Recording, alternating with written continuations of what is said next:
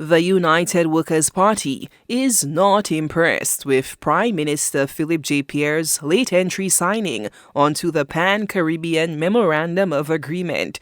PRO UWP Leonard Spider-Montoute says the decision is a little too late. The opposition, UWP, is making demands of the Pierre administration to take action to secure St. Lucia's reputation in the Philippe Martinez lawsuit. Honorably Lesori ought to be relieved of his responsibility as Minister for CIP immediately. Secondly, the CEO, who was named as a co-defendant, and by the way, the minister was named as a co-conspirator in the lawsuit. The CEO was named as a defendant, and he ought to be sent on leave while this matter unravels until we get to the bottom of it. And in addition, we also ask that the infrastructure program, which seemed to be the program that has caused the main issue that has brought us into a U.S. court, the infrastructural program should be halted. It's a private individual, but we are treating it as if it's a government situation. It's not a government situation as yet. It's a private individual who we choose to take his word for it, some of us. So I want you to, we have to divide. No, I tell you something. I've made a point so many times before. When these things have an impact, so when we mix up the facts, the fact is, it's a private individual who has his grievances. But the calls by the United Workers' Party for an independent audit on St. Lucia's CIP program is growing louder. Moreover, the UWP political leader, Alain Chasney, criticized the Prime Minister over his press statement regarding the eventual signing of the MOA.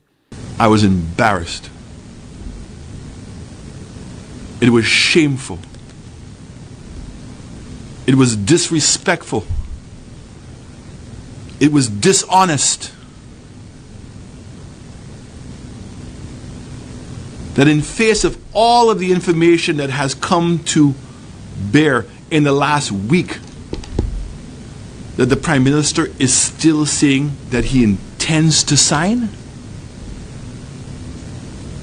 He was saying he was going to intend to sign months ago. What has changed? Nothing has changed. Nothing has changed in his statement. But certainly a lot of things have changed that we should be scared. Chasney warns that developments concerning CBI programs in other nations should alarm St. Lucia, citing Vanuatu's suspension of free visa travel to the Shenzhen region. He also amplifies calls for transparency regarding the infrastructure option linked to St. Lucia's CIP. So in a press statement today by Galaxy, point 3, Caribbean Galaxy is a developer in the newly announced infrastructure option under the Government of St. Lucia's Citizenship program, where in addition to financing the various infrastructure projects, we will provide revenues through the collection of fees to the Government of St. Lucia. What? What program do we have that third parties collect fees for the government? What are the projects? Now we all remember